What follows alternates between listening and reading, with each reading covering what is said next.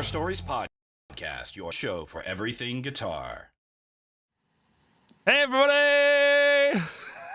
Welcome. Hello. Welcome to the Guitar everyone. Stories Podcast, the friendliest, choppiest guitar podcast in the world. I'm Andy Ferris, and I'm here with my friend and co-host. It's Dr. Dan. Hello, Dan.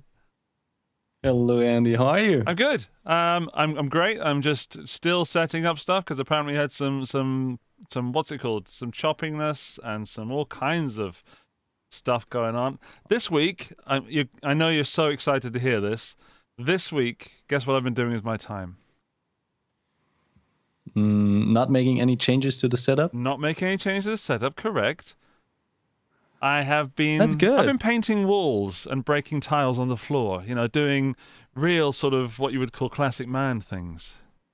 Yeah. Har, har, har. So have you been building a man cave? No. I've been building a yoga cave. A yoga cave? All Cave's probably the right, wrong word. yeah. A yoga shrine. Sanctuary. A yoga shrine. All right. / guest room / storage room / spare shower, in case I get in trouble or whatever. But Is that where you put the kids / the wife whenever you need some time for yourself? no, that's where I go. Actually, no, I go here. All right. Mainly the cat's okay. room, if I'm honest. They spend more time than anyone else in there. So you built a room for the cat. Fair enough. You've also been man cave building, right. haven't you? Yeah, but I'm building the Dan cave. Oh dear. Yeah, I know. I love it. It's sad. You love it? I love it. It kind of sounds a little bit sad, but no, it will be amazing. So It looked good on Yeah. WhatsApp. It sounds kind of sad when you say it. Oh, dropping pedals everywhere. Oh my goodness. I have no idea why the audio was Alright. choppy at the beginning, by the way. It happened. Deal with it. What am I going to do? Give you a perfectly normal podcast? I do not think so. Yeah. Oh, and our friend Tom Quayle is here. Hey, Tom. Good to have you on the show. Hello, Tom. Tom Quayle. Really nice to see you there. Name popping up. Also, Poo Ninja. Valeria is there. I believe Fergie from France is there. And we had to cancel 1 week with Jon Gomm because we had a snowstorm here. And whenever we have a snowstorm, it knocks out my internet. But good news, Dan. The lady of the house went to a meeting tonight to talk about the new, I can't say it in English, optical fiber internet. Wow. Sadly, ironically, actually, the meeting was moved to next week and no one got the email. You can make that stuff up. Welcome to my village. So, Oh, so you send big it by, news, Dan, by sorry. email or snail mail? No, Sorry, we all worries. had to go there and be told in person. The meeting's next week. One person was left there. The meeting's next week. All right. I had a moment of fame this week, Dan. Because Oh, wow. I'm on Tell me more. that YouTube thing now and again. Yeah. I got recognized by the lady at the recycling place in my village. Wow. Yeah, she was looking for guitar lessons for her daughter, and she looked up guitar YouTube and Austria, and guess who popped up? Me. There you That go. was weird. Yeah. Yeah, but that was I a mean- nice conversation. Yeah.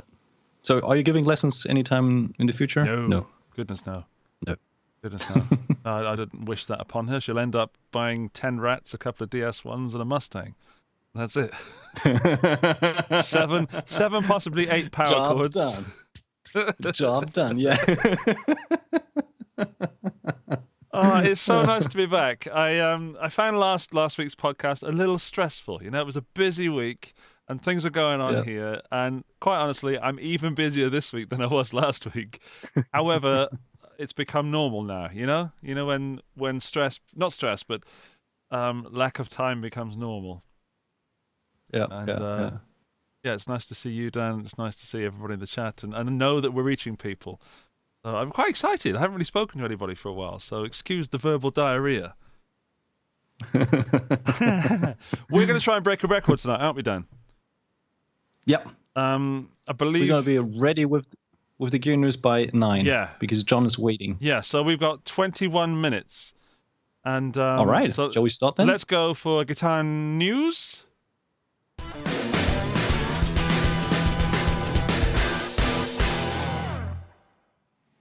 News guitars. There was a guitar on the Super Bowl, Dan. And there's the wonderful picture that Guitar.com provided. Which barely shows the guitar, but it shows the hair. Great job. I mean, beautiful hair. Yeah. Beautiful hair. Full quite hair. jealous. But that's her, and she seems to be bringing guitar again to the forefront of musicians and young musicians and female musicians and all doing all the right stuff. I've got another picture just to show the guitar a bit better. There we go. Nice. But that guitar had been released last year already, right?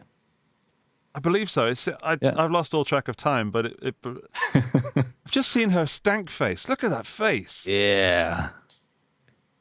That's a guitar face. Absolutely. And also, her playing reminded me so much of Prince. Have you seen the video? I just Only thought, wow, parts. that is yeah. so Prince-like. Yeah. Did you just watch her performance, or did you watch something else over the weekend? No, I what did I do? No, I was painting the walls, so I managed to catch this on Sunday evening or Monday. I don't know. I have watched it. The pun was intended because I was asking for the weekend, because I'm a big The Weeknd fan, but that halftime show. Oh my goodness. Not good. I'm not a big fan of sport generally, and especially sports that I don't understand. So, basically, if it's not curling, I'm not interested. That's my favorite sport. But we said we weren't going to spend too much time on the news. So there is her playing a Fender Strat, which is the same color as her fingernails. She's the only musician to have fingernails the same color as her guitar. Nah. Come on. All right, Mr. sorry, Quayle Larry. knows better. Sorry, Larry. So do I. Come on. But for Larry. some good news of bringing guitar into the forefront, we got a kind of sad news. And that is, do you want to take this one? Yeah, sure. I mean, that was quite a bomb in the community when Matteo Sasato decided to shut down his Instagram profile and kind of step out of the whole social media game, and that kind of took me by surprise, but also kind of shocked me, because he was one of the big winners from the whole social media and YouTube game, because he's one of those artists that was kind of unknown, and once that whole hype train started, he was basically everywhere. Yeah. And everyone knew Matteo Sasato, and he was his production was always spot on, his videos. I mean, he was one of the big heroes. He had great tone, great playing, and he was a real character, basically. And kind of seeing him have that sort of, I don't know, social media fatigue, or it kind of made me think a little bit about how, what's important, and also how the whole MI is currently, winding up the whole social media game, because there's no alternative, basically. So yeah, I know. I mean, you are kind of right in the middle as a YouTuber. How do you assess the situation with Mateus? Firstly, I don't put myself anywhere in the same club as Mateus, because he's a music maker and I'm more a gear reviewer and silly person. Sure. So a guitar is a tool for me. It's more entertainment. But I've had the fatigue. I'm on a roll at the moment with content. I'm really enjoying my job. I'm really enjoying what I'm doing. But I get constantly refreshed by new gear, and the pressure is on people like Mateus, and like looking at people like Jared Dines as well, who have to constantly come up with new ideas and fresh stuff to entertain. And I chose the path where I have the prop, the pedal or whatever.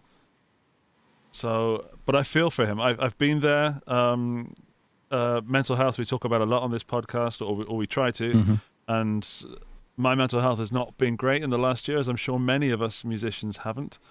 And I wish him all the best. I hope he comes back, because I love his videos. But most importantly, and obviously, we hope he's healthy and happy before he does so. Mm-hmm. Fully agreed. Actually, it also kind of made me think about, every one of us is so driven by kind of producing content. And when in my role with Ibanez, I'm always looking for, corporations and influencers that kind of have that kind of steady release of new content, and it kind of puts a super hard pressure on you if you have to deliver.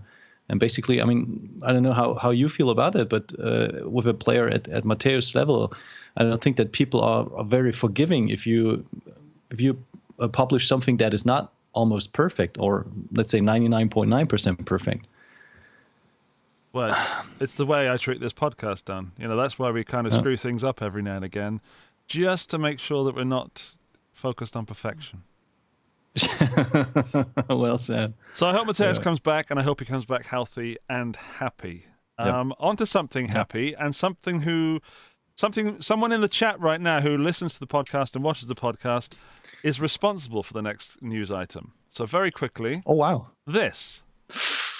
Ooh. If you're listening to the audio... What is this, Andy? Well, by the way, if you're listening to the audio, Dan, we've got to make sure we describe what we see on screen, because we've been guilty recently of going, that's nice, and then not saying what it is. Yeah.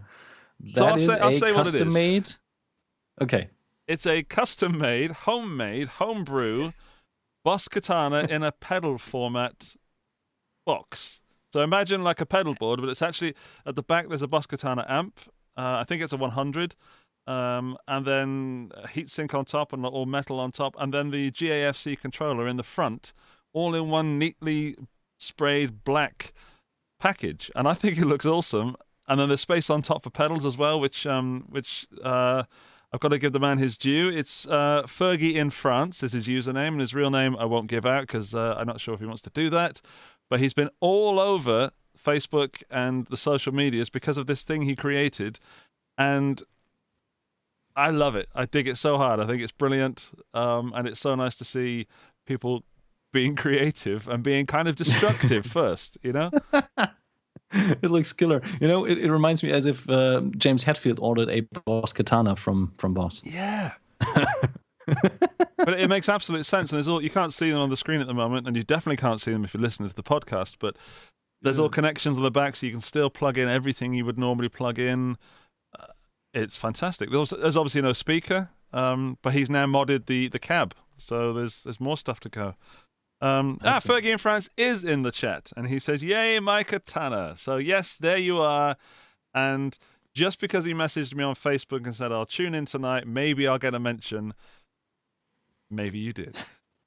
Dan, we have just over 10 minutes to get the gear out of the way. Shall we do my pick of the week? Yeah, sure. Here we go then.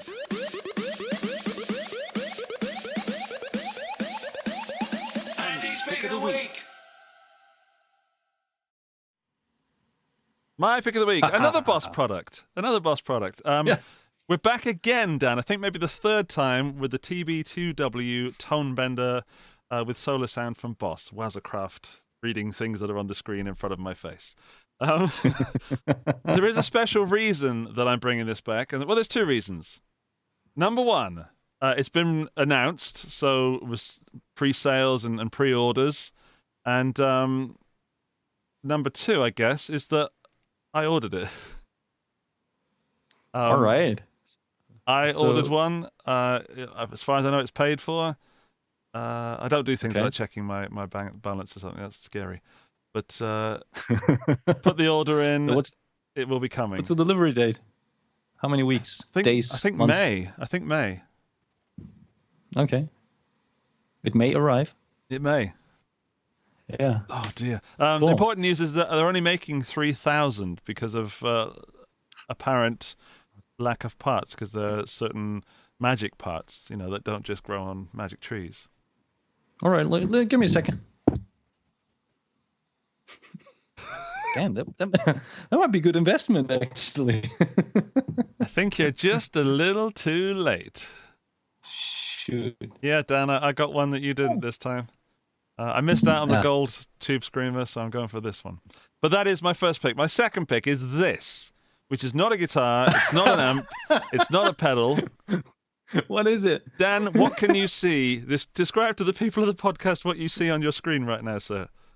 I see like a bulletproof laptop with multiple add-on monitors, and I have no clue what it's for. It looks as if it's been taken from the filming process of the next Avengers movie or something like that. That's crazy. What is that? I don't know if I can pronounce this correctly. It's an Expanscape Aurora 7.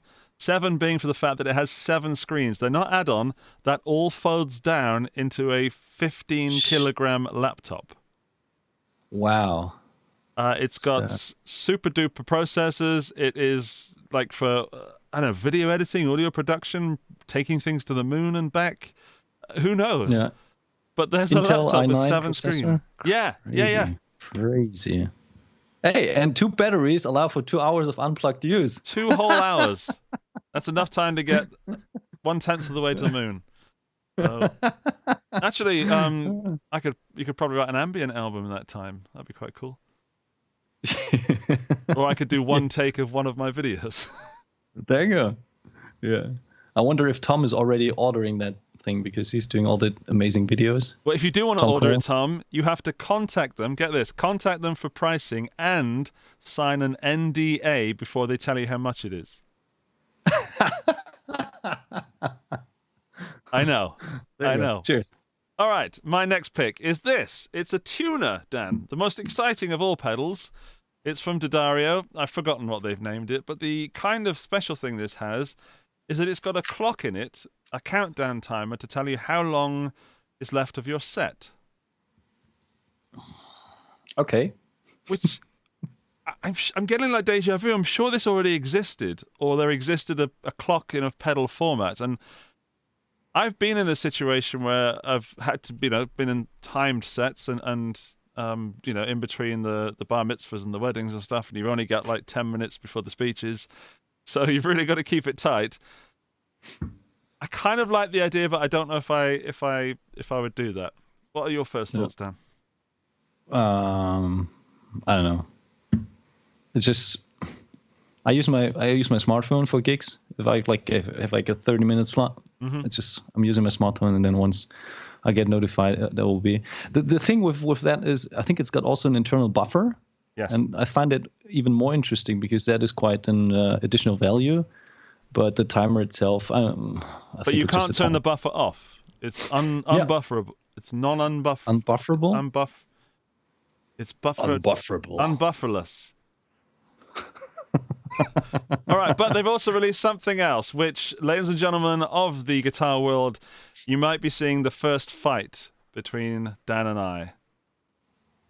It's the extendable, pointless pedal board. Sorry, I had a little cough then. An extendable pedal board, and I have like 2 minutes to talk about this. And Dan, it's my pick, but please tell us about the D'Addario extendable or expand pedal board. Well, I think the information that they provided is rather scarce, but so far it's a pedal board that's expandable to double its size. That's not double.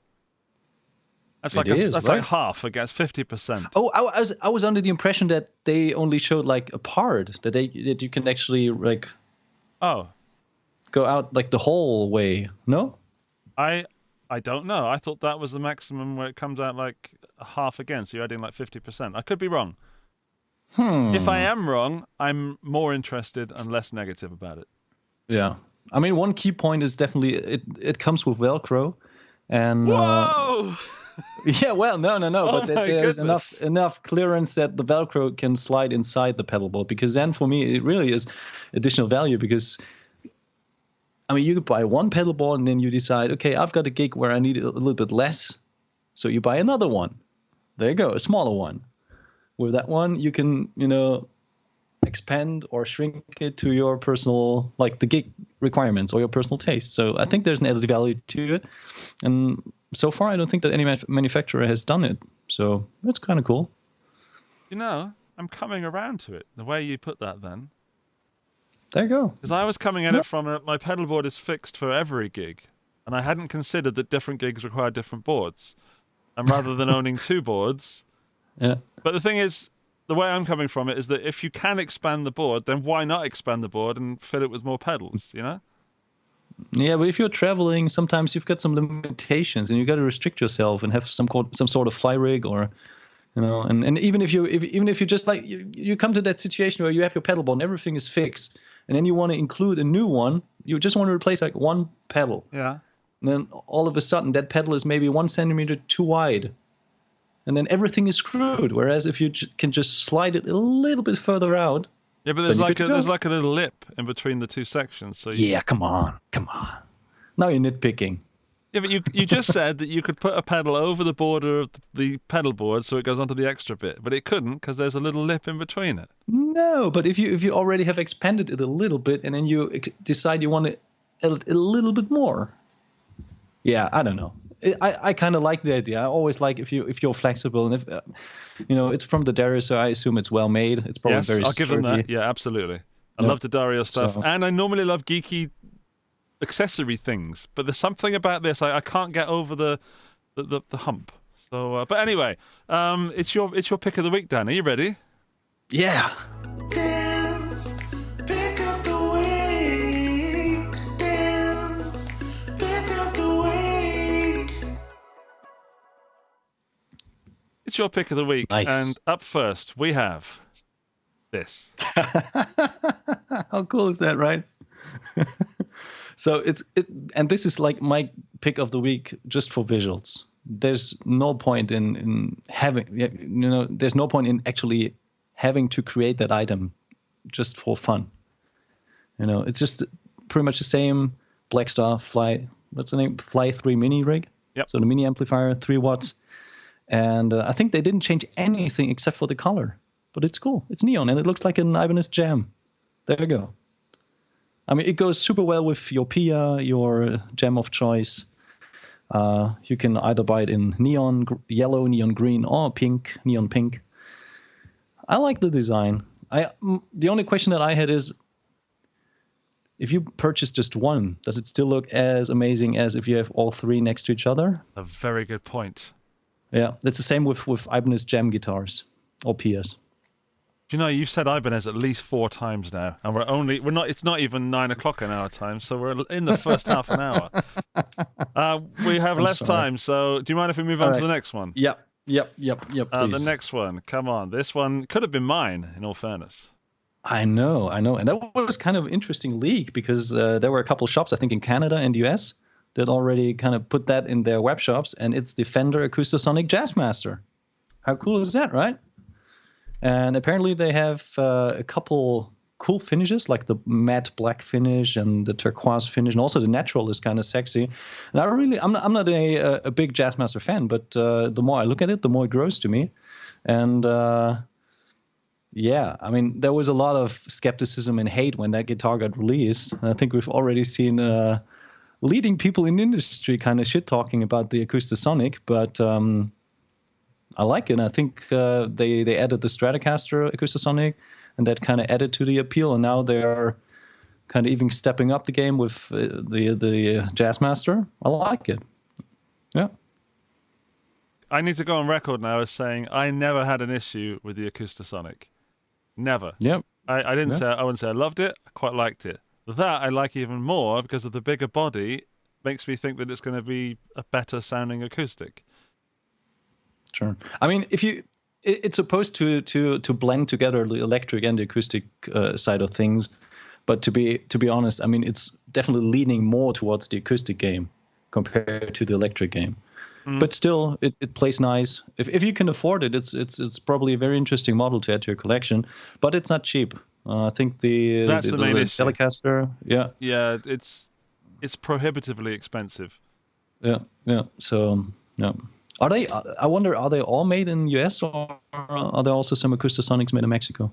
Do you know? I do not know, but I do know that they were made in Corona because I was at the factory in the room before they were released, and they were all there, and all the Fender guys were like, "Oh, look at all this new stuff," and it was quite exciting, to be honest. But I'm going to guess they're all American made.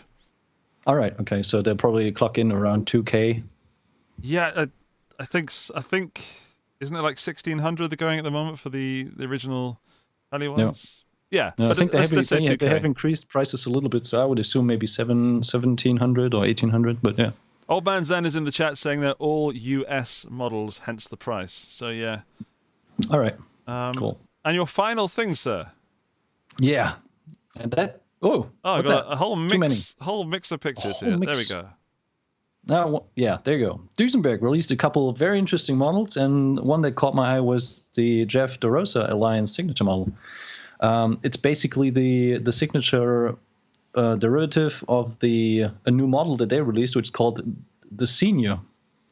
Can you slide a couple pictures through? Yeah, sure. So you can see some more. There we go. There's another one. That's a close-up of the signature guitar, and that is the Senior.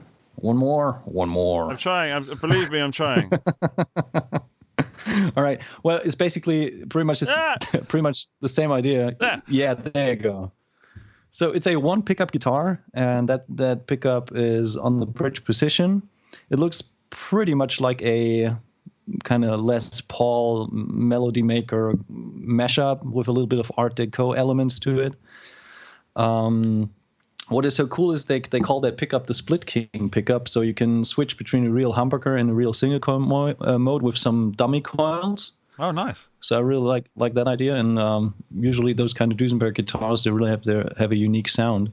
But what really caught my eye was definitely the visuals, because I think for Jeff DeRosa, he's one of the guitarists in Dropkick Murphys. Mm-hmm. They already did a signature guitar in the same color last year that was based on one of their regular models, and for this year they are kind of releasing that more stripped down and more, let's say, more punky signature guitar, and that's kind of nice. I like that greenish finish. It's almost like a flip-flop color, and also the other ones, the golden one or the black one. I mean, they're lacking the inlays, but they still look pretty cool and pretty rock and roll. So I can totally see, for instance, Mike Ness from Social Distortion play one of these. So that would totally fit the bill. I like is it a gold top or whatever? It looks like a gold top down the top. Yeah. I like the belly curve, the belly on the body. I'm a big fan of those slight belly curves, and even on Gibson Les Pauls, when they do them right on that, it looks stunning when they have those nice little curves. No, yeah, I really like those, and they're made in Hanover, Germany. So interesting alternative if you're looking for a quirky looking guitar. I really wish Michiel was here, and he's not, because he would have a lot to say on this, and I have to shout out to Michiel because he'll be listening to the podcast at some other point. Michiel, I'd like you to join us sometime and talk about Duesenberg guitars, because he has a very strong opinion on Duesenberg. Oh, right. Okay. Fair enough. All right. We have a new feature. We're going to bring in the legendary Jon Gomm very soon. But before we do, I'm reaching out now to you in the live chat. Reaching out, holding hands. I'm getting the name. It begins with F. That's me. So I was going back to the seance thing that you posted on Instagram the other day. We want you to choose, people in the live chat, the pick of the picks. What is your favorite pick of all 6 picks this week? So was it Dan's Black Star Fly 3? Was it the Acoustasonic Jazzmaster? Is it this Duesenberg? And was it one of mine, the Boss TB2W, the other ones that I talked about? Because I've forgotten already what I chose. What did I choose? Hang on. The D'Addario pedalboard and/or tuner and the 7-screen Aurora laptop. I want to know, let us know in the chat what you think is the pick. And while you do that, I'm going to play you a new little song. What's gonna lose? What will they choose? Which gear is pick of the picks?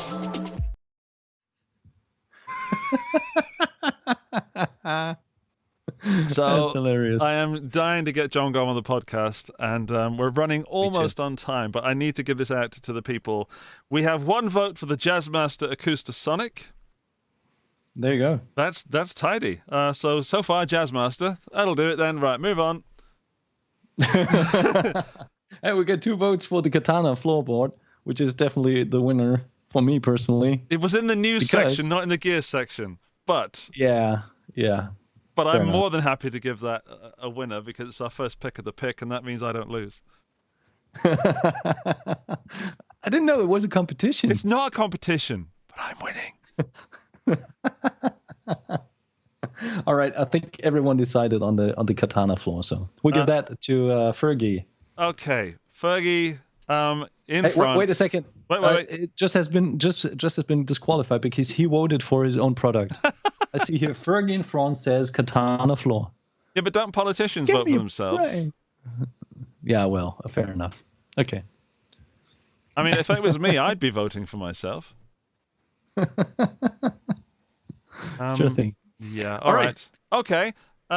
Super excited. Let's get John on the podcast. How do we do it? We are going to do this a little bit special because we're running with Skype at the moment, and Skype causes massive issues when we start a new call, when we add someone to the call, sorry. I'm sure it's not Skype to blame. I'm sure it's something with me just to get me out of, getting in trouble with Microsoft because they're listening. But what I'm going to do, unprecedented, I'm going to kick Dan out of the podcast and bring him back in. I know. So we're going to be Danless for a moment. But this is our main scene, and look, the guest thing has gone all the way up there. I'm going to bring that down there. And what I'll do is, Dan, you're going to have to hang up the call, and I will bring you and John hopefully back in a group chat. And if you're listening to the audio podcast, you won't know this is happening. Right, Dan, I'm hanging up on you. Goodbye. Right, Dan's gone. Let's all say nasty things about Ibanez. As if we would. So, I need to add a new call, and you've got to bear with me now. So, John. There we go. Done. And Skype is now creating my chat. Jon Gomm and Daniel Getka are joining the chat. I hope. Here we go. There. So bear with me to organize the actual tech side of this. And this is my first time meeting John, so I'm very excited. Dan is back. I am back. Dan is back. And hopefully we'll be joined by John in a moment. If not, then it's absolutely only my fault. I'm sure Dan has another method of contact with him. Nope. Tom has. Tom, are you still there? So, Dan, I've been listening to John's music. If you're not aware of who Jon Gomm is, Dan, give him a little plug, because you would definitely sum it up better than I can. Well, John is a UK-based modern fingerstyle acoustic guitar player who kind of got also on the radar for a lot of people through his viral video called Passion Flower. There he is. And there he is. Hello. Hey, John, if you give me just a second to sort out the tech side of this, I will then bring you in, because there's probably going to be an echo right now. Okay. So excuse me, but bear with me just a second. No problem. Thank you. There you are. Hi. Hello. So Hi, Dan. You're now on screen, and the people in the live chat are going to let us know if there is an echo at all. And once we've sorted the tech issues out, we'll... Okay. Exactly.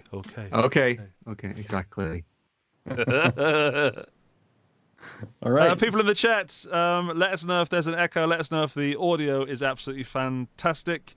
And then we may carry on with John, and I'm very excited. No echo at the moment. Thank you. Excellent. We can go. In that case, everybody, welcome to the Guitar Storage Podcast, Mr. Jon Gomm. Hi. Hi. Thanks for having me.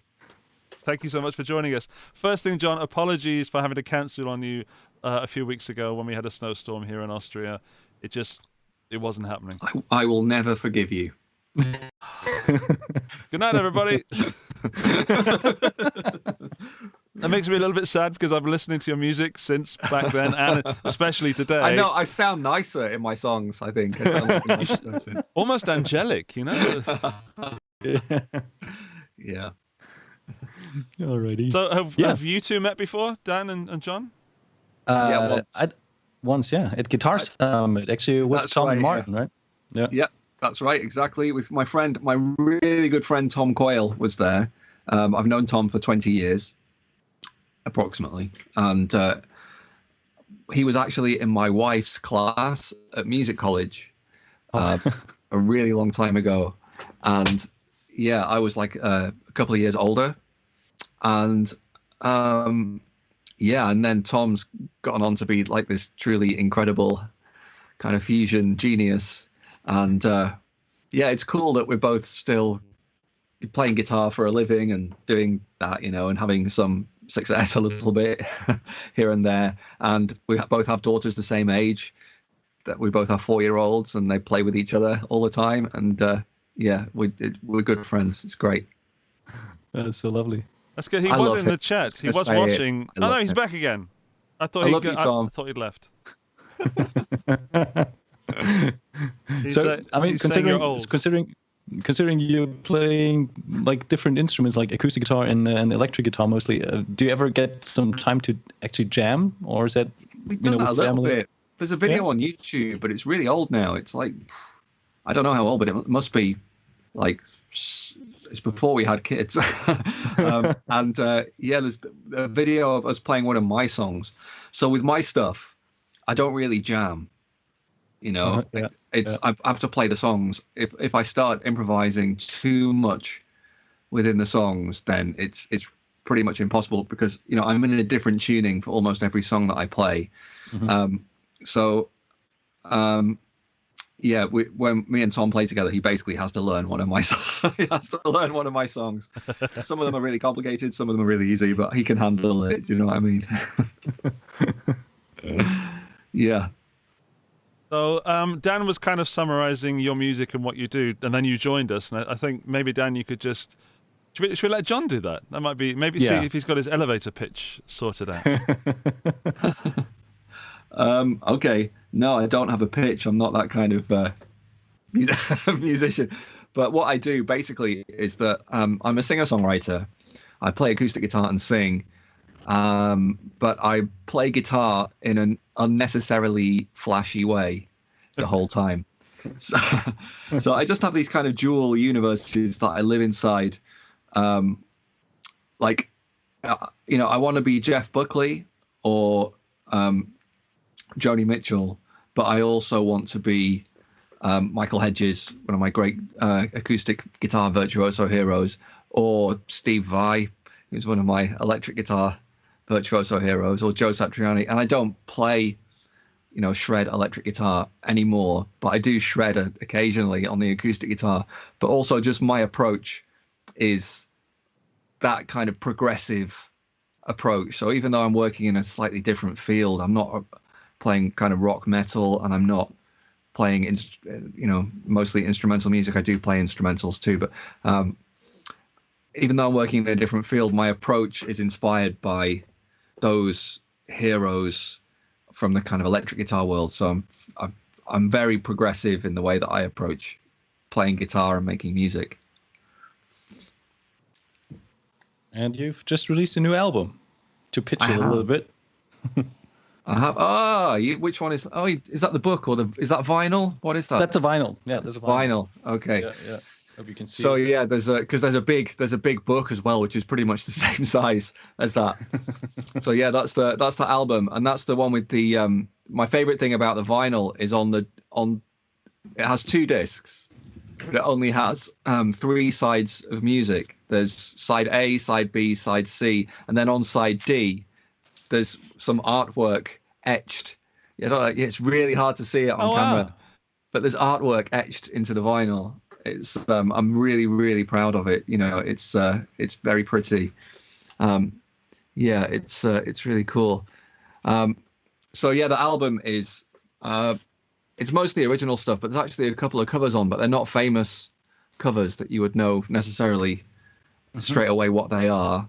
They're just songs that friends of mine have written that I really love. And yeah, but it's mostly original stuff, songs about kind of my life over the past few years, which has been a mixture of tragedy and amazing joy, and trying to put that into the music. And it's quite emotionally raw. It's very honest. And yeah, and I've tried to do things with the guitar where I think I found a voice really with this record where I no longer try to really take things from other guitarists, which is something that I've always done, and everybody does.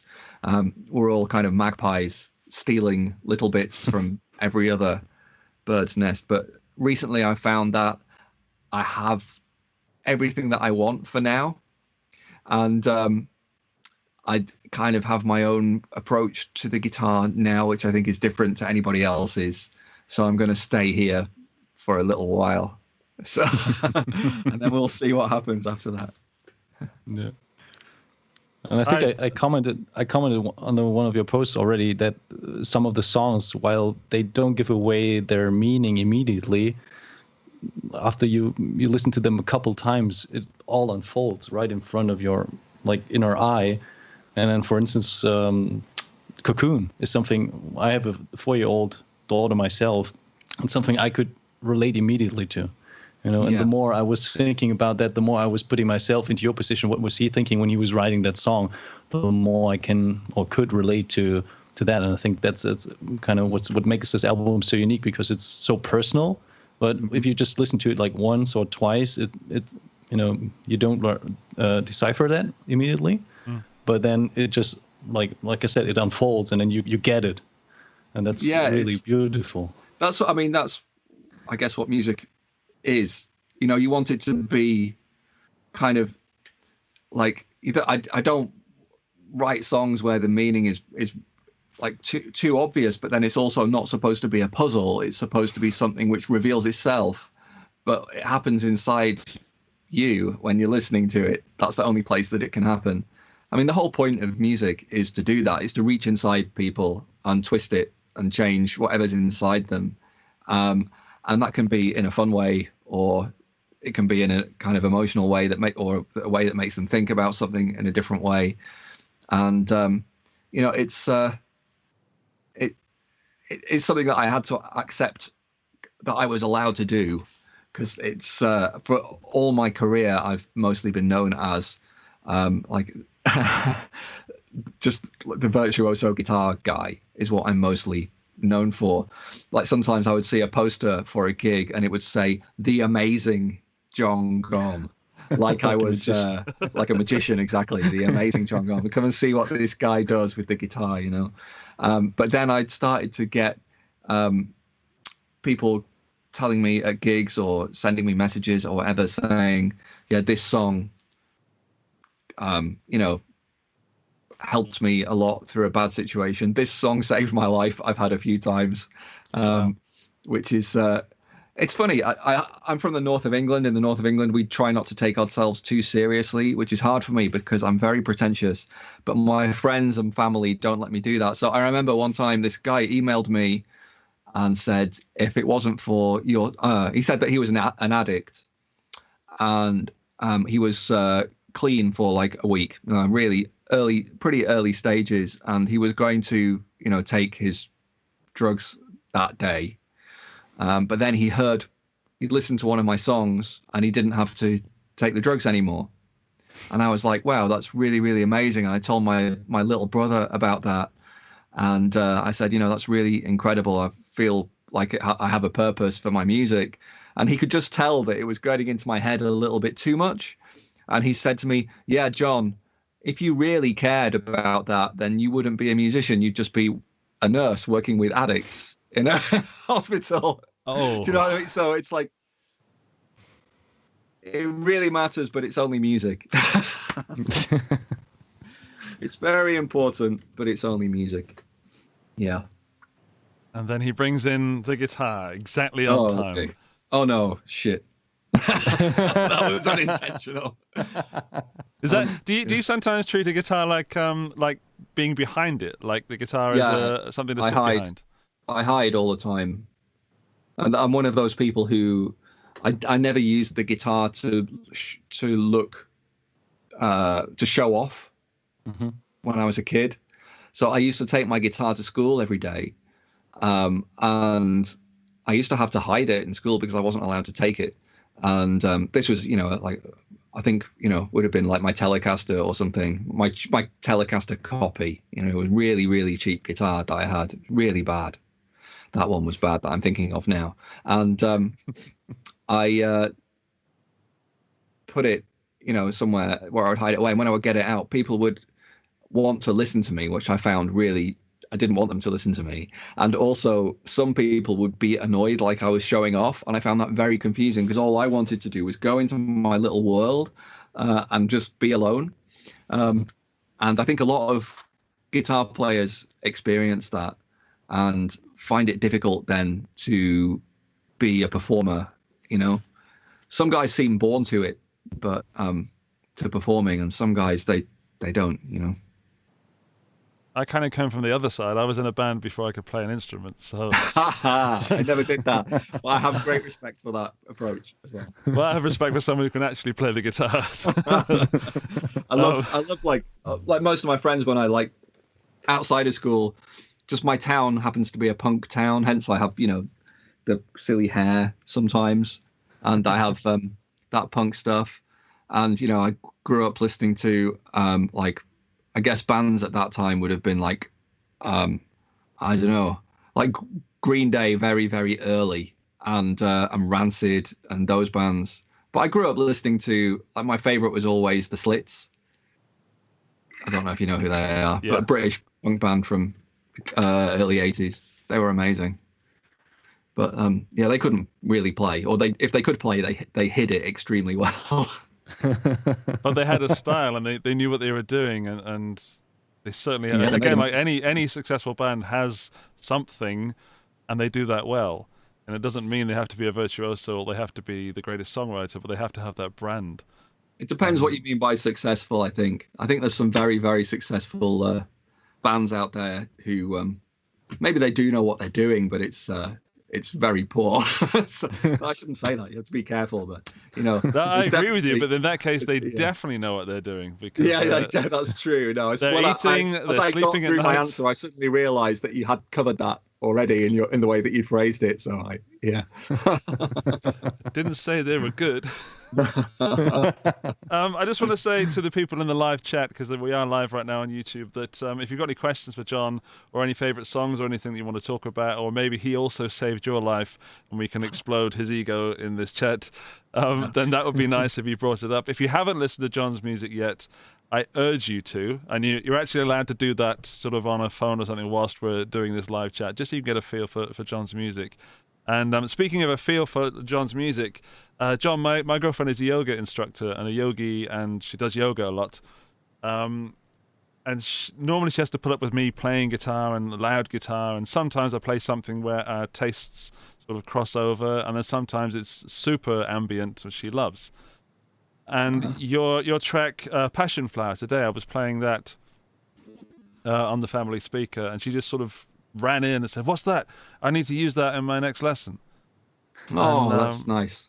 Yeah, so she's a very emotional person and a very open-hearted person, and that touched her like instantly. And she's Austrian, so she speaks English better than I do, but sometimes the lyrics, and Dan might agree with this, that lyrics aren't always the first thing you grab onto. Yeah, sure. But she's upstairs researching it now, so. Cool. She might actually be watching. That's really nice. Hello, love. Well,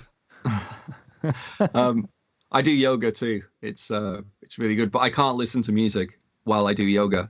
I did try when I was first starting doing yoga, but now I listen to nothing. Otherwise, I find it too distracting. But you know what it's like sometimes being a musician, listening to music has a different effect on you because you start thinking about it. You can't really help analyzing, and it can become like a job almost in your head, It's hard to avoid that sometimes. So when you're doing yoga, you can't take the risk of that, really. No. Actually, with your music, John, I was so confused from a musician's, from a guitar player's point of view. It was so out of my comfort zone. Okay. That I could listen to it. I totally agree with what you just said, but I could listen to it. A pointless attempt. Yeah. It was like trying to analyze cheese or something. I don't know what's in it. You can analyze cheese. You can totally analyze cheese. People do it. They must do. But I don't care. I just want to eat it. What I mean is, with your music, I just want to hear it. Yeah. Okay. That's nice. Basically, your music is cheese, is what I'm saying, but not yeah. cheesy Well, music. sometimes.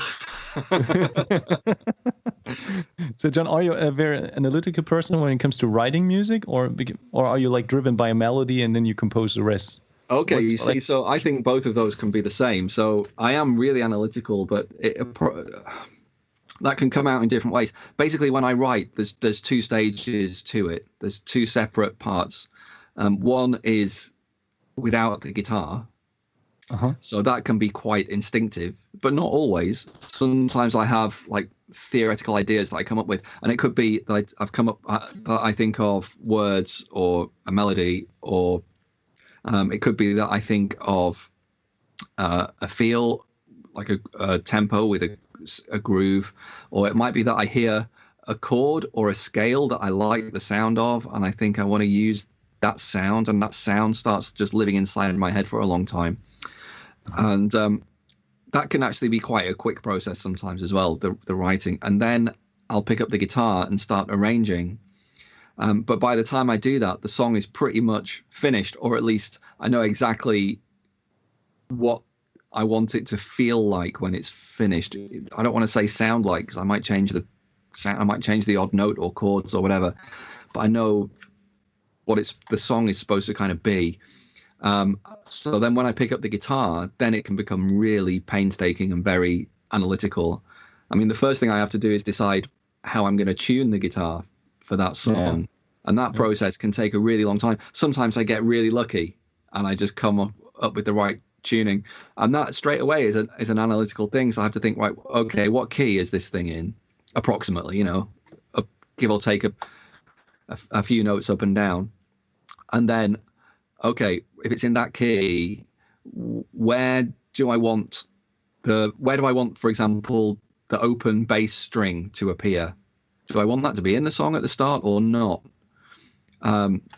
So then I'll have to start thinking about what I want to tune the other strings to, and that can be quite theoretical. So if the song is in, a certain key, then I'll tune the strings to fit the scale or whatever, and but that's that can take a few days just to figure that out before I even play a note, so it's complex. And was that a approach that you already chose when you were playing the electric guitar, or was that something that kind of, okay? No, I never played electric guitar in different tunings and stuff. No. Oh wow. But, okay. Yeah. I have a. I'm very kind of qualified. I have a lot of music education, of playing. Learning. I went to college with Tom Quayle. We went to the same school. So, and I went to the Guitar Institute for 3 years before that. So that was all standard tuning, learning. Jazz theory, learning loads of different styles of guitar playing, kind of session type approach of learning lots of different techniques. Right. So yeah, I have that background, but then I just decided that, I don't know, with acoustic guitar I could be totally my own just creative thing and not have to worry about anybody else. So yeah, that was just my approach. Mm-hmm. Okay. Andy, I see some Skype issues. We have some Skype issues. I've changed nothing, and there's nothing happening on my side. I believe we can still hear you, John. John, are you still there? I don't know. Can you still hear me? Definitely can still hear you. Maybe. That's so weird. My camera's still on. Maybe I click let's click on and off again. I can see myself, but I can see myself on Instagram. There's a little thing in the top right with an Instagram thing. Are we on? I don't know what we're looking at here. I can still see myself in your window. All right. That's very your odd. Skype window in the top right, but I can see where I'm supposed to be that I'm not as well. This is very strange. Ah, you're back. Oh, John is back. Yeah, there he is. I just clicked it, but I didn't click it before, I swear. Welcome to the Guitar Stories podcast, where gremlins are. That was so plentiful. strange. I've got some questions from the chat, if I may, John. Great. Yeah. Valeria would like to know, at what moment did you realize that you had found your style, and was it writing your latest album? Yeah, it was. So thanks, Valeria. Yeah, it was writing the latest album for sure. It just felt different to the other things that I'd done before. I just felt like the way that I was approaching the guitar was a way that nobody else was probably doing it, and nobody else would do it. And I don't know how big or small those differences are, but I think it almost helps me that there's the whole fingerstyle world has evolved in the past kind of 10 years. And there's a very certain kind of way that people play, and they use lots of different techniques, but it is quite traditional fingerstyle with other things added. And I never approached the guitar like that. On acoustic guitar, I always wanted to make fingerstyle just one aspect of the technique. So there's loads of songs that I have where I don't do anything that could be called fingerstyle. I don't actually pluck the strings in a regular way. And I've always felt that I should do that I should play more traditional things and proper guitar. But then more recently, I just decided, no, I don't care about that anymore. So like most of the techniques on my new album are extended techniques. Most of it is tapping, percussive, harmonics. And I do occasionally pluck strings as well, but just not that often. Yeah. Do you think, like with the release of the album, the things that musicians need to do to promote music these days, which is not just making the music, have you done or will you ever do a masterclass or anything on the technique that you use, or techniques? So I have videos that you can get. Do you mean I haven't done a live masterclass, but I probably will do that at some point. So I mean, who knows what you have to do these days. What's really important is touring, which I haven't been able to do, sadly. So that's really sad. It's really. But in terms of the other promotion stuff that musicians feel they have to do, people say, what should you do? And I kind of say, just don't worry about it, because nobody tells them that, and it's the most important thing. And it's the hardest thing to do as well, is to not worry so much about it, because there's people who are much more famous than me, and they are less popular than me on. It doesn't mean you can't count your success by the number of likes something gets, or even the number of plays, because that's not the only way that people listen to music, and you don't know what impact you're having. So I just wouldn't think about it in that way. You just, keep doing what you want to do is the most important thing. And that doesn't mean just play the music you want to play. It also means, deliver the music in the way you want to deliver it. I'm not the kind of person who can create a new video for Instagram every couple of days or something, because I want everything that I put on the internet to be everything that I kind of release to be a finished thing. So all my videos are produced to, a certain way that I'm happy with, So that's just my approach. But the pressure is there to do something else, but I just don't do it. So it's, but I do things.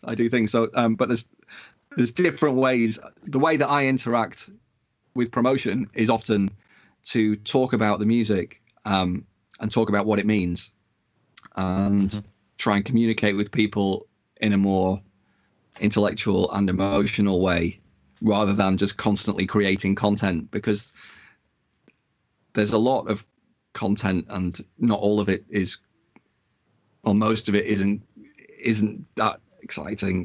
Do you know what I mean? Yes. So sadly, yes. Yeah, but it's the pressure is there to keep creating it.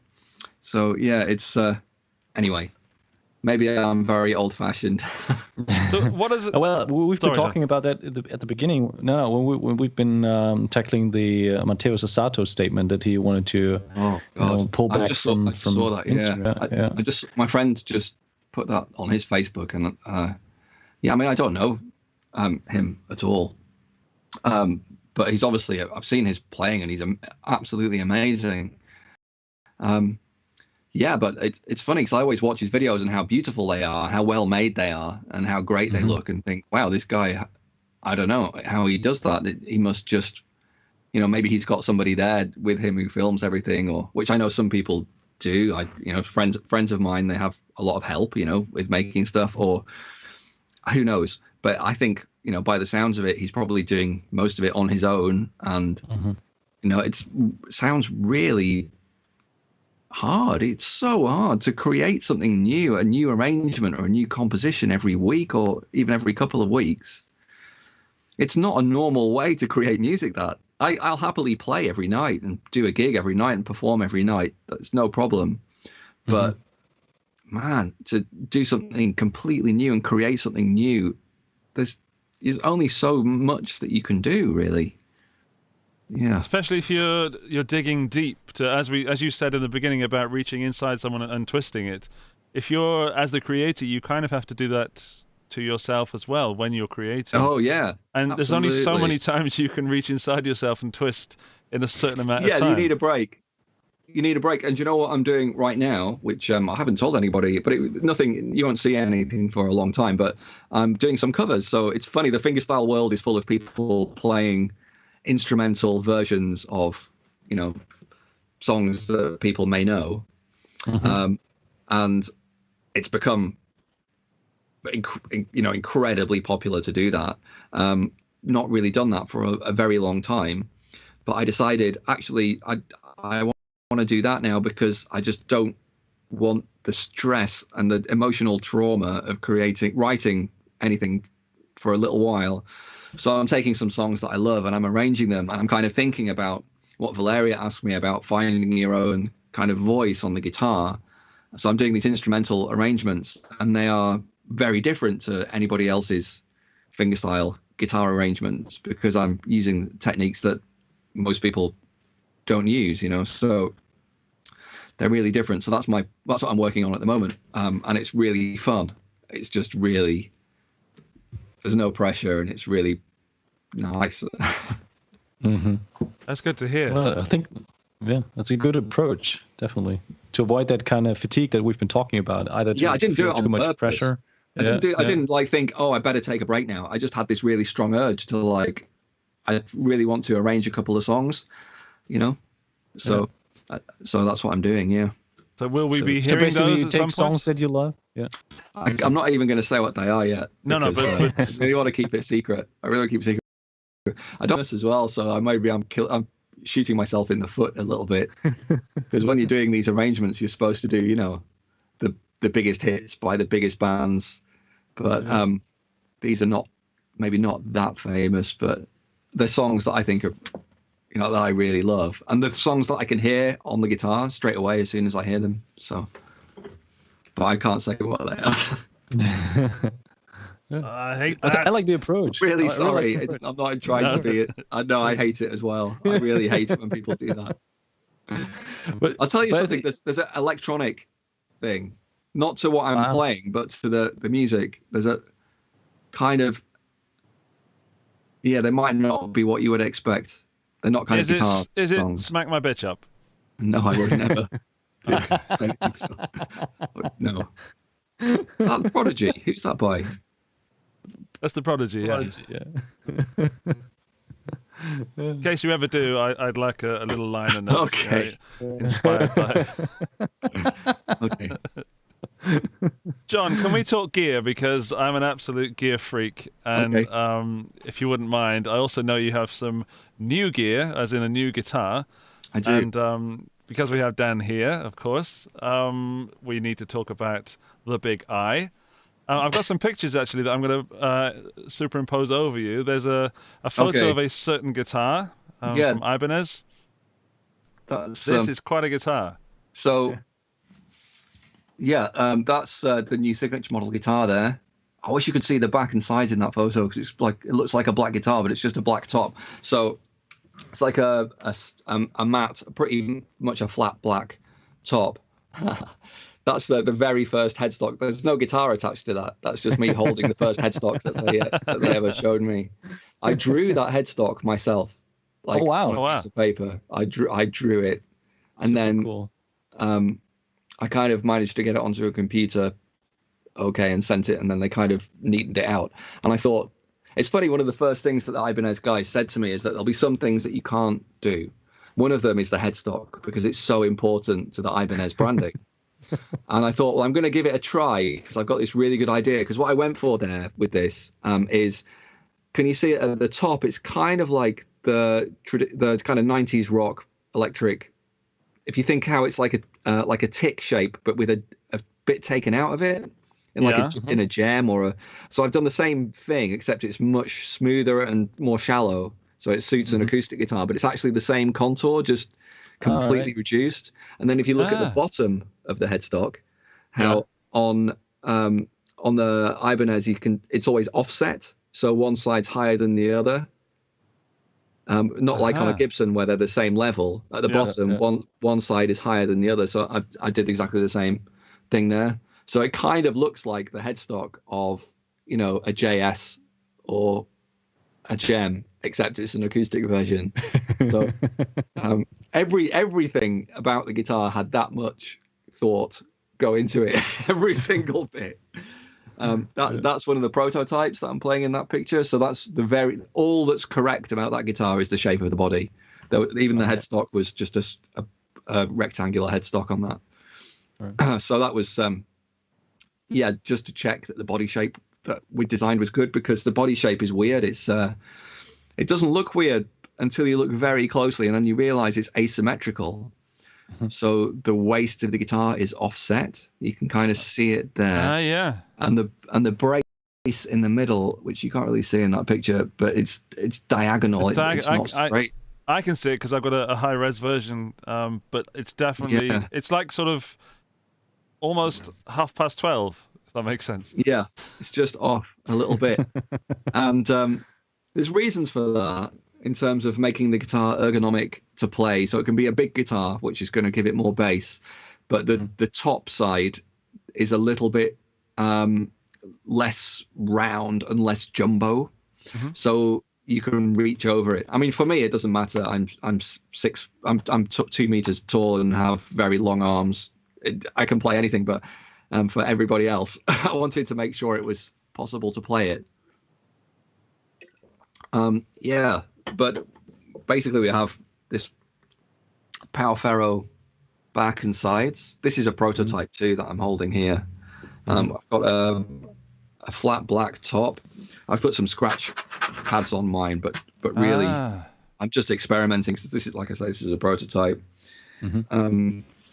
This has the pickup system inside here, which I actually fitted this one myself because this got sent to me separate from the guitar. But yeah, it's a 3-way pickup system with a humbucker, a microphone, and a body sensor on the wood. All right. Excuse me. And you can blend all those pickups together inside the guitar, or you can what I do is I have 2 cables here. So it's got 2 outputs on the guitar. So if you want to just put 1 cable into the guitar, you can mix the pickups together and just have like a regular guitar. It's very, very simple. Or you can use 2 cables. One of these cables is stereo that I'm using. And then you have all 3 pickups going separately to separate channels in your mixer or whatever you're plugging into. And that's what all the pro modern fingerstyle guys, that's what they do. Sorry, I've got a bit of a sore throat at the moment. That's good. We can just look at the guitar. I wondered, with the scratch pads, they look amazing. It's I don't know if I'm even audible.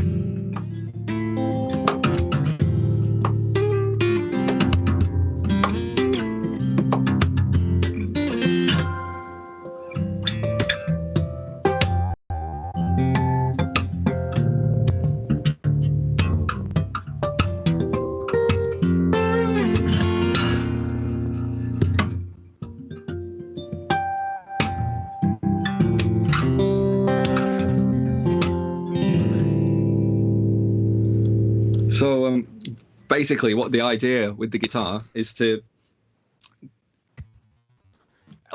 every guitar that kind of a modern fingerstyle guy is probably a boutique guitar that cost, you know, a really big amount of money, not necessarily, but usually, and then it's customized with different pickups to be able to produce the sounds, and it might have been built to a certain specification with certain frets, certain woods and finishes, and certain things that make it possible to do a lot of the tapping and the kind of crazy stuff. And also to get that kind of modern fingerstyle sound that's very full and very rich, because usually it's people playing without a band. You know, this isn't a kind of music where generally you're strumming while, you know, there's a bass player and a drummer and a keyboard player or whatever. It's solo music mostly. So the guitars that people use, they sound different to like a folk or country guitar, you know, which is what most of the guitars that you can buy are designed for. So most of the big companies who've been around for a long time, they're making guitars that were intended for country guitar and folk guitar. So with this kind of style, you need that big, full, rich sound. You need to be able to sound big without the bass player and without the drummer. So that's what we've done, really. And as far as I'm aware, it's the first time that there's been a kind of mainstream company that's made a guitar for modern fingerstyle music. So it's very, very exciting. And a lot of my friends who are fingerstyle guitar players, who are professional guitar players, they're really excited about it because it's validating for us. It makes us feel like our genre and what we've been doing for years is, you know, people care about it, you know. A lot of people have seen the guitar and they don't really understand it, and kind of exactly what you've just said is what those people need to hear, because it's not a campfire strummer. Although I'm sure you could do some campfire strumming, but a lot of people got confused about what it is that you guys do. And if they could just watch what you played and listen to what you played and then hear what you just said, I think that would definitely clarify a lot of those. They're not naysayers, but they're unclear, as it were. No, I mean, it's totally possible to play like modern fingerstyle on a traditional steel string guitar. It's possible, but you don't get that rich bottom end. You don't get that. Kind of what's great about the style is it feels very satisfying to play. So as I'm sitting here playing it, there's a bass rumbling through my body. There's, you know, my big kick drum sounds and my hi-hat sounds and my sparkly treble that I can use for playing melodies if I want to, or just creating like shimmery sounds. And it's so full. It's like being, you know, like a keyboard, like a synth player or something. We have all these different sounds at our disposal, and you don't really get that with regular steel string guitars. That's why when you see most of the kind of well-known modern fingerstyle players, they are playing something that you don't know what it is, because, you know, it's got a name on the headstock and you don't know what it is. And it's often because that headstock is that name is a luthier who builds 20 guitars a year, and that's it, you know. So yeah. Also, I think you've decided very consciously on what the specs went on this guitar, starting from the jumbo frets to the offset design. I think, like, how many iterations of your signature guitar was there? Like, I think I heard a number like 30 different prototypes floating around. Shit. That's really scary. Yeah. I don't know. I don't know. Wow. I don't want to know. I can see, and it's funny because I've always been like somebody who plays the same guitar, and I had a couple of other guitars like in the background, but really I've just played the same guitar all my life, and I never owned many guitars, and I've never been one of those people who likes to buy loads of guitars. Sorry, because that's the last thing you want to hear. But but now my house is full of guitars, full of prototypes. Yeah, but it's just been really, really fun working with Ibanez, an incredibly like just easy in a lot of ways, because I've never been told no, really. I've never been told that, oh no, we can't do that, you have to compromise on that. Just never, and there's been things that I've suggested that we've tried and they haven't worked, but it's usually been me who said no, that didn't work, and then I feel really guilty because they've built a guitar or whatever, and I've tried it and it's just 10% worse than Oh, no. you know what I mean? It's not like it's terrible. It's just 10% worse. So no, we need to take that away again. And it's been a really long process, but I really hope that it's been a good learning process for Ibanez as well. So as they move forward and become an acoustic guitar, I mean, they already are, but as they become a well-known acoustic guitar maker that's hopefully as known for acoustic guitar as it is for electric guitar, I hope, and bass. Yeah. I hope they take some of that information forward as part of their journey and part of the learning process. So, because I've learned a lot from them, so much. Yeah. I think that's the give and take that you always have when you cooperate on a signature guitar with an artist. But that vision to kind of create a modern fingerstyle guitar for players also in affordable ranges, I think that dates back already 4 or 5 years when there was that vision, when people, especially in Japan, like Shinji and Masashi, when they kind of picked up that trend and thought, well, Ibanez has always been a brand kind of pushing the envelope and kind of picking up new trends and supporting the players with tools to kind of spark their creativity and kind of provide them something that they don't have to tweak. They can just take it out of the case and start playing.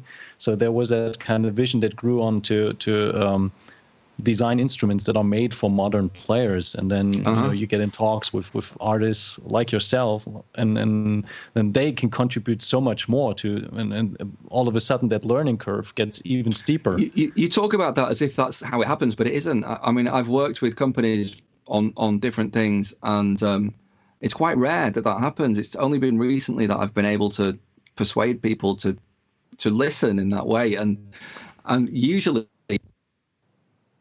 with a product, a guitar or an amp or something, they've already made it. And then they send it to me.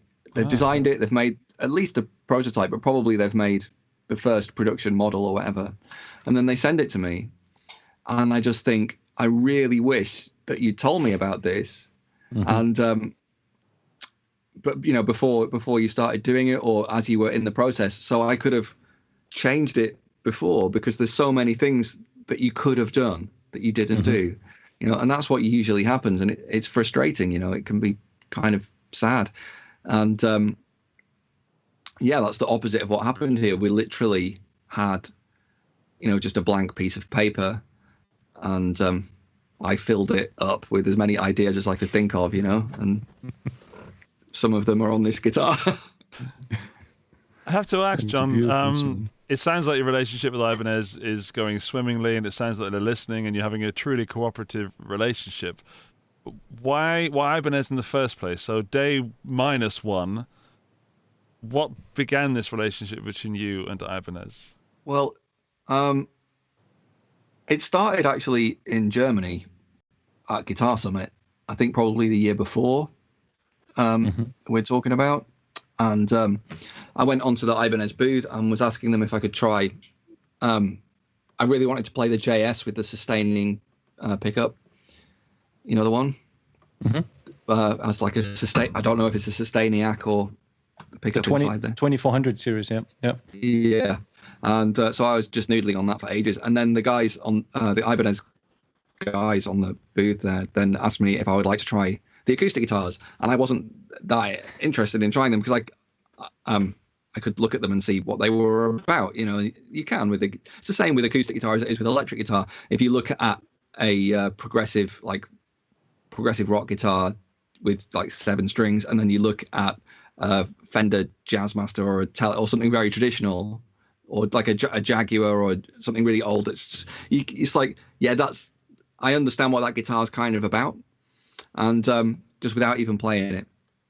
And so I then said to them, for me, in my mind, Ibanez is always about progressive guitars. And when I was a kid, I loved Ibanez to the point that I actually got an Ibanez neck and stuck it on my guitar that wasn't an Ibanez.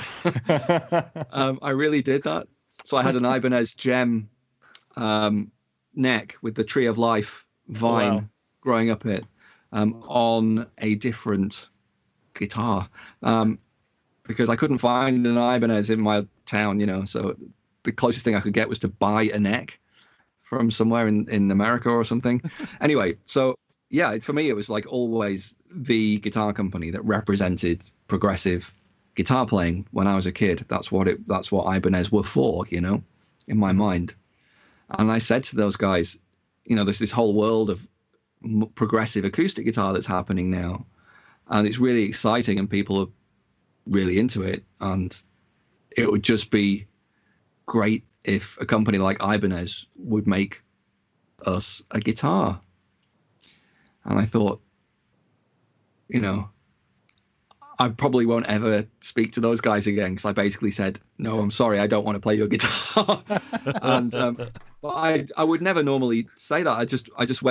I said it to those guys because I just wanted Ibanez to be that company. So I thought, okay, I'll risk it. And then a few weeks later, I got an email saying we'd really like to hear some of your ideas. So that's how it happened. And so that's where we went to. And now Ibanez has already brought out some other kind of more modern acoustic guitars, and they're getting this whole portfolio now of really amazing steel string guitars that are different. That's their own designs and really, really unique. And it's really exciting, for the whole kind of guitar world. Oh, what's that one? Let me see. The Advanced Acoustic Series. Oh, yeah. Released in December. It's got also multiple. I tried one in. I tried one in. There was that one, and there's a smaller. Is there a smaller body one as well? That's probably the fingerstyle collection then. Yeah. Okay, so there was they brought me a couple to try to show me like what else they were doing. So it's it's just amazing that they're doing that. I really hope that it kind of explodes. We'll see. Yeah.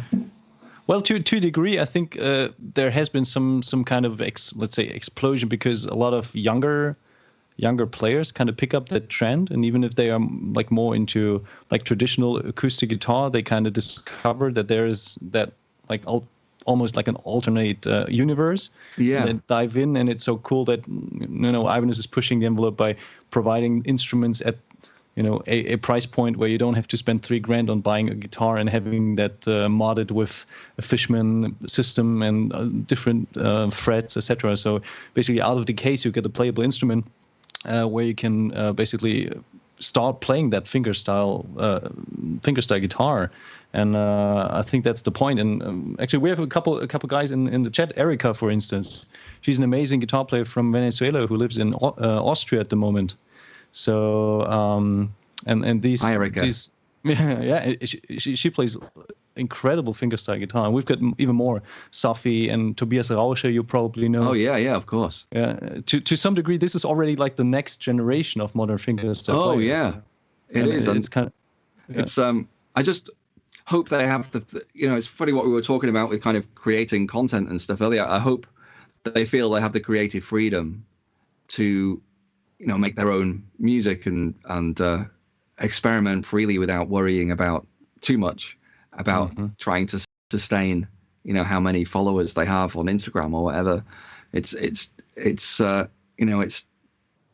really tough that there's a lot of pressure, but it's great that evolution is happening.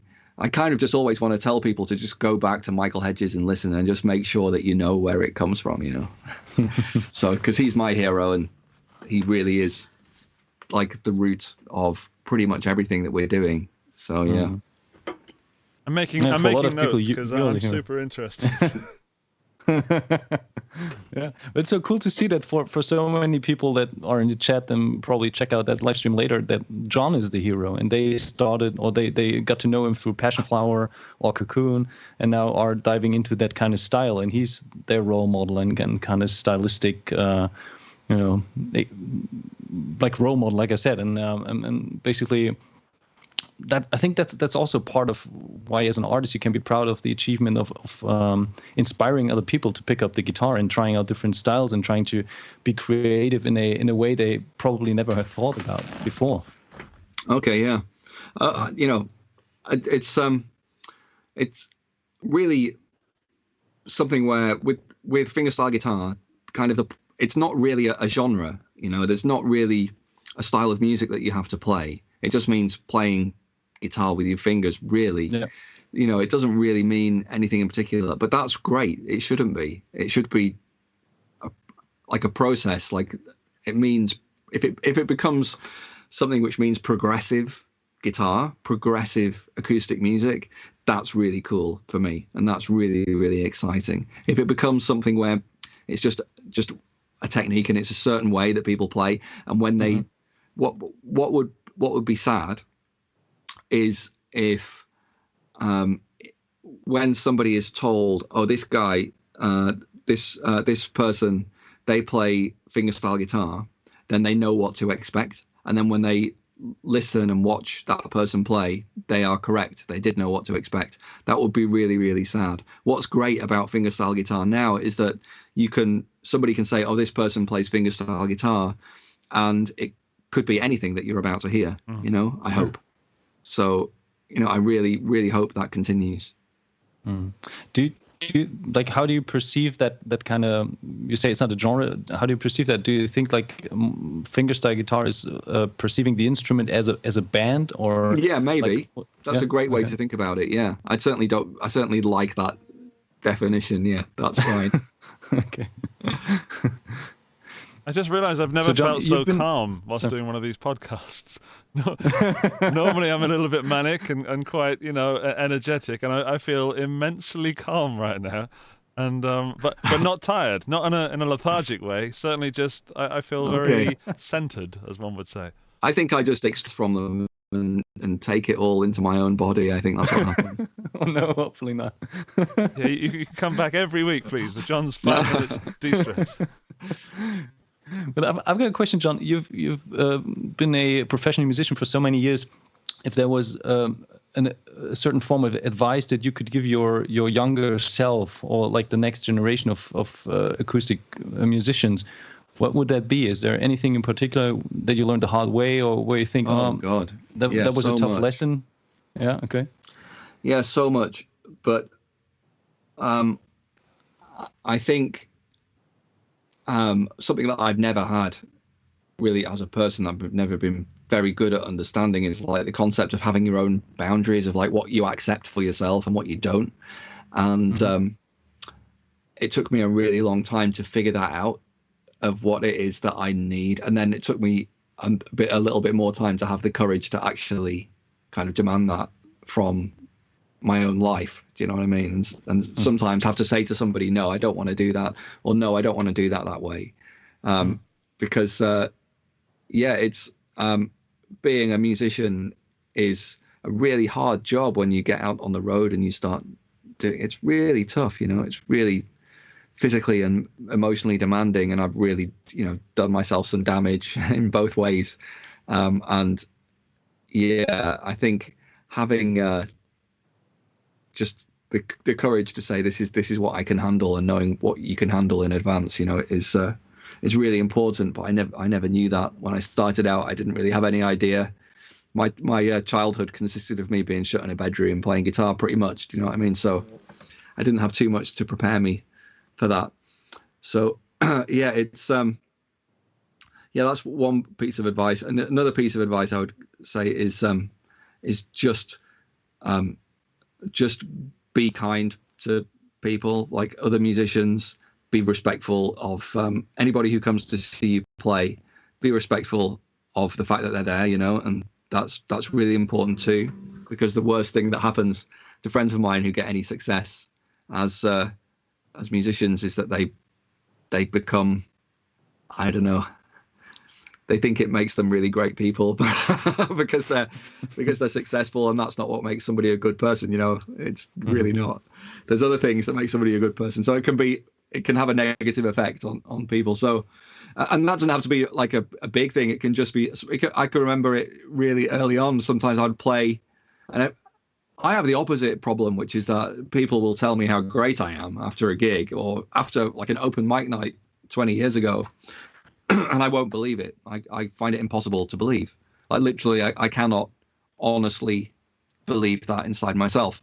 Whereas some of my friends, somebody would come up to them after they played 3 songs at an open mic night and tell them that they're a genius and they're the best guitarist in the world or whatever. And they fully believe it. At least for a while, they think, okay, that's the truth. Finally, somebody understands the truth, and I've always found that quite shocking, and it's generally had a very negative effect on that person. So yeah, be very careful of that. I think if the way I look at that is to not listen too carefully to the mindless criticism, but also don't take the compliments too seriously either. So it's walking this fine line in the middle of listening, but not being affected by them. You know what? Sometimes I had really good advice from people in really unexpected ways. So I remember one time I was playing a gig in a pub. It's a really long time ago, and this guy came up to me, and he was a really big guy with a long ponytail, and he told me that he'd I can't remember, like he'd been a roadie for Led Zeppelin or something, and I say or something because I can't remember exactly what it was, but it was he was trying to kind of impress me, in that moment, and I thought, okay, here we go, this guy's he's gonna give me some really great unsolicited advice straight away, and that's what he did. But actually turned out it was good advice. He said to me, you know what, you should tune your guitar lower. He says, your voice is quite often, you're pushing it a little bit, and I think your guitar, your overall sound would be better if you lost a bit of treble and gained a bit of bass. So just tune your guitar down a little bit. And I was like, yeah, okay. And I did. So the next day I tuned my guitar lower. It was hard to play because the strings were loose. So I started finding out about heavier strings that you can get. And I always wish I could thank that guy, because I've been doing that ever since, and that must be 20 years ago. So yeah. So there you go. It's a very strange, very specific piece of advice. So it's weird. Sometimes but also happens, that says something about you, John, that you took that advice and did something with it, rather than say, screw you, I know what I'm doing and this is what I do. I could probably feel that emotion. I could probably feel that emotion. I can kind of feel it now. That's a thing that I can experience. It's like, that happens. And it's always that conflict. If somebody tells you something negative, you have those two responses. One is, how dare you? What do you know? And the other one is, oh God, they know everything. They can see right through me, And you can have those two feelings at the same time. I can. And neither of them are real, But it's, but sometimes somebody just gives you advice at the right moment. Yeah. Because I've had, we all get loads of advice as musicians. Like, mostly, why don't you go on Pop Idol? Why don't you go on X Factor? That's the main. It's the main thing. I really hope I don't see you on Britain's Got Talent. That means something's gone drastically wrong. I got invited after Passion Flower went viral. We got a phone call saying, come and play. You don't have to do the preliminary things. We'll make sure that you are in, the TV rounds and all this kind of stuff. They didn't say that at first. My manager at the time, she said, no, we're not interested. Sorry. So then they started to explain, oh, no, you'll be like a special case. And at that time, she was also a singing teacher. And a lot of her pupils were going on or wanted to go on talent shows and saw that as the thing to do. And some of them did try it, And so she felt very angry that I was being offered a little cheat, you know what I mean? Yeah. And because these kids believe in that, they believe it's real.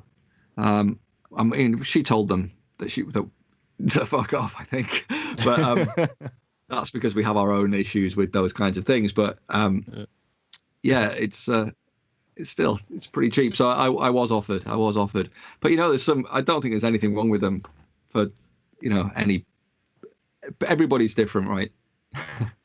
I'm not. It's not for me. No.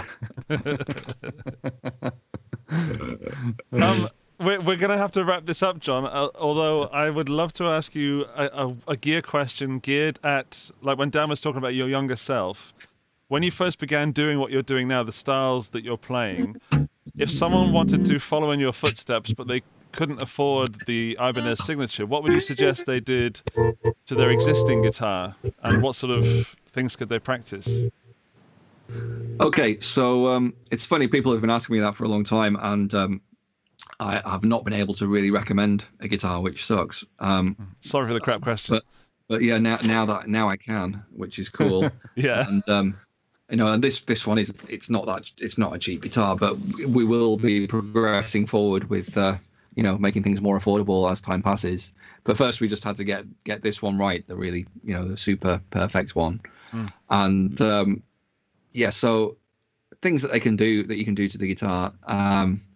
Some things are tricky to do and you need a bit of help, like frets really matter. So I always use slightly taller frets. So they don't have to be wider frets, but slightly taller. So sometimes they're called tall, skinny frets. And also the material. So if you can find a tech who's happy to put stainless steel frets inside your guitar, it's not just like some thing where it's better quality material. It's not about that. It's about the sound of them and the volume. So for stuff where you're like I was then, where you're tapping the notes, in order to be able to get good volume from these notes without plucking them, the frets are what are generating all of well, your fingers hitting the string obviously, but it's the frets that they're striking, and that's what's generating all of the tone and the sound. And stainless steel has a richer tone and it's much louder, so you don't have to hit it so hard.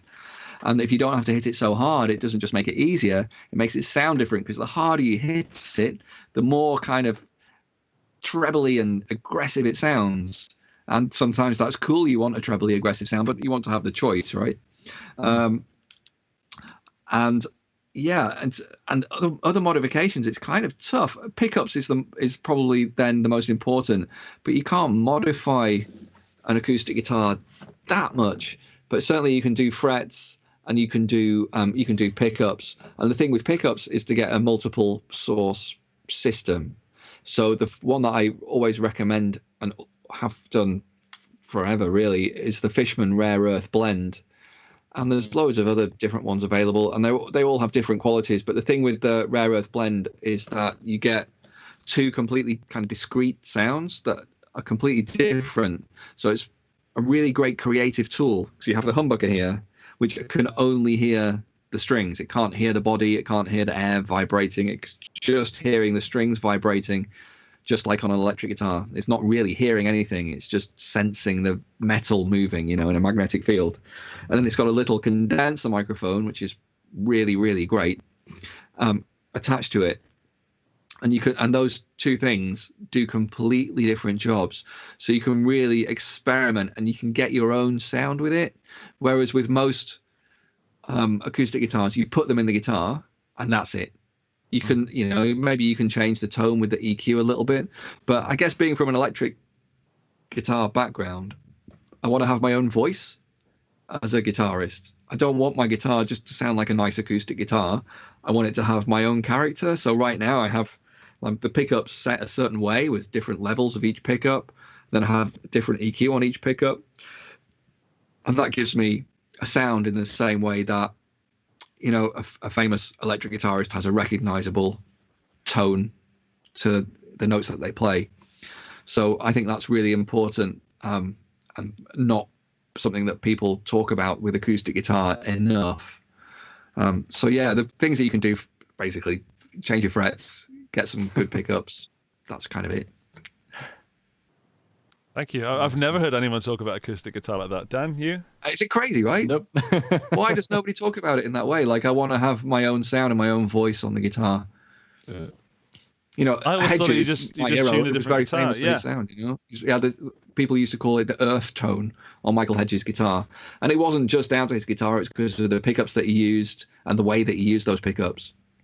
And the strings, he used to use steel strings on the guitar, like nickel steel strings rather than acoustic strings, to enhance the sound of the pickup. So all these different little things that he would do to tweak the sound, and you know, get his own characteristic, distinctive earth tone.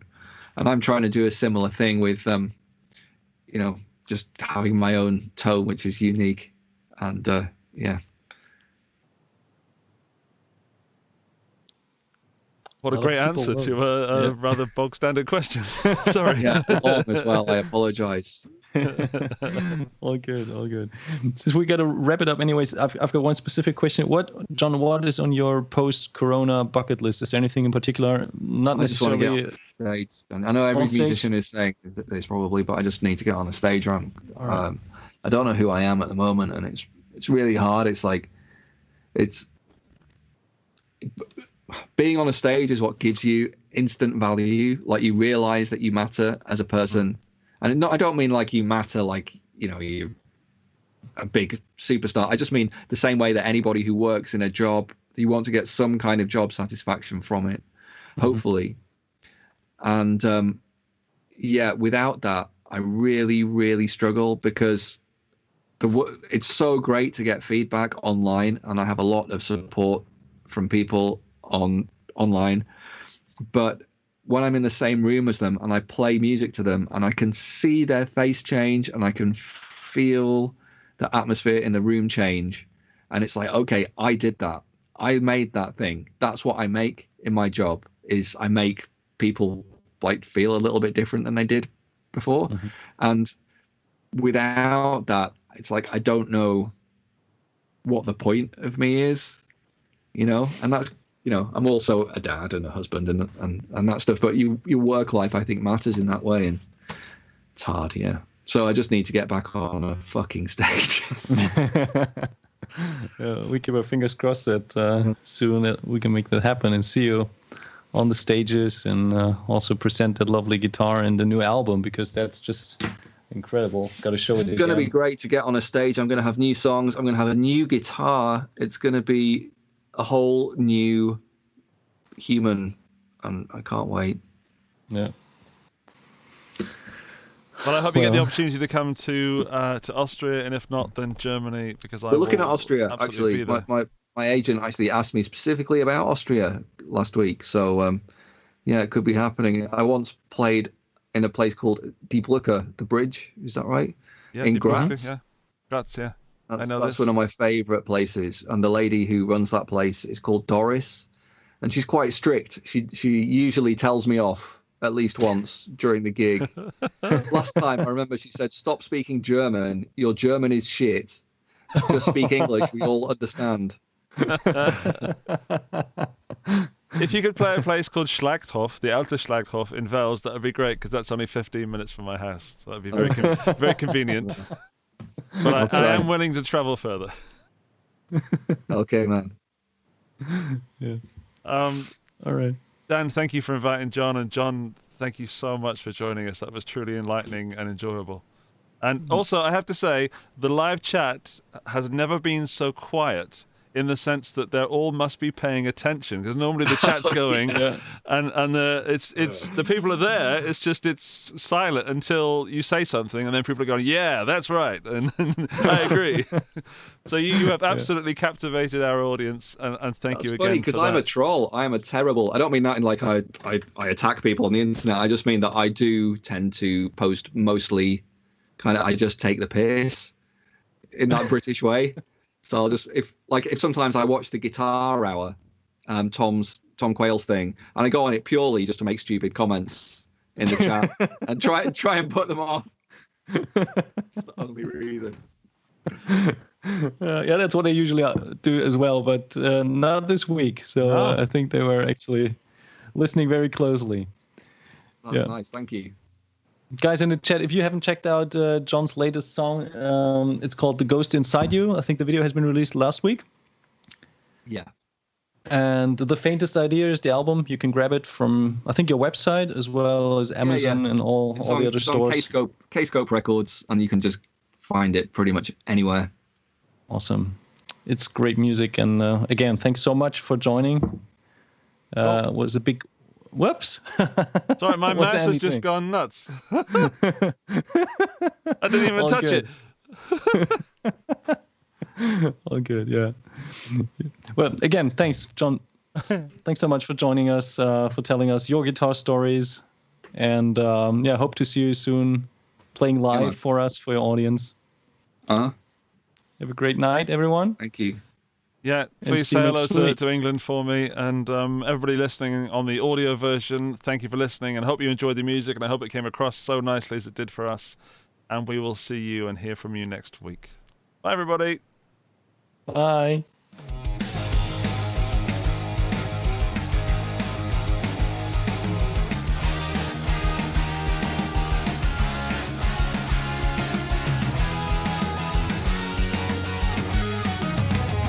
Guitar Stories Podcast, your #1 show for everything guitar.